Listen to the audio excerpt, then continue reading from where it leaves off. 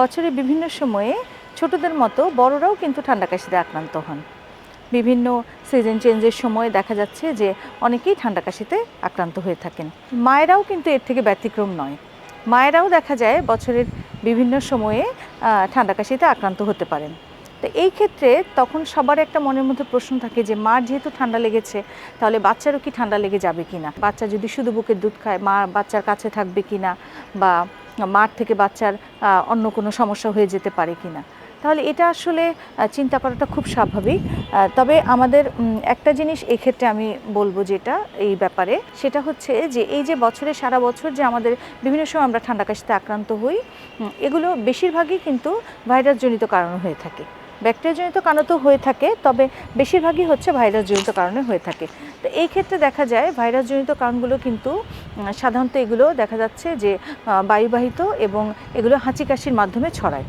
এখন একটা বাচ্চা যেহেতু মার খুব কাছাকাছি থাকে এবং একদম মার ক্লোজ, আমরা যেটা বলি মার ক্লোজ কন্ট্যাক্টে থাকে, আর এই রোগগুলো যেহেতু হাঁচি কাশির মাধ্যমে ছড়ায়, তাহলে দেখা যাচ্ছে যে মার যদি এরকম ঠান্ডা কাশি হয় তাহলে কিন্তু বাচ্চার ঠান্ডা কাশি লেগে যেতে পারে। যেহেতু যদি আরও ছোটো বাচ্চা হয় তাহলে ছোটো বাচ্চাদের দেখা যায় রোগ প্রতিরোধ ক্ষমতা কম থাকে, সেজন্য তাদের কিন্তু আরও বেশি সম্ভাবনা থাকে যে মার যদি ঠান্ডা কাশি লাগে তাহলে বাচ্চারও ঠান্ডা কাশি লেগে যেতে পারে। এটা নিয়ে তেমন কোনো সমস্যার কিছু নেই, কারণ এগুলো বেশিরভাগই দেখা যাচ্ছে ভাইরাল হয়ে থাকে এবং এগুলো খুব দ্রুতই ভালো হয়ে যায়। এগুলি সাধারণত তাড়াতাড়ি ভালো হয়ে যায় এবং বাচ্চার তেমন কোনো সমস্যা হয় না। তবে এই ক্ষেত্রে আমরা কিছুটা সাবধানতা অবলম্বন করতে পারি। যেমন মার যদি ঠান্ডা কাশি লেগে থাকে, এই সময় আমরা মাকে যখন বাচ্চাকে বুকের দুধ খাওয়াচ্ছে তখন কিন্তু আমরা চাইলে মা মাস্ক ব্যবহার করতে পারেন।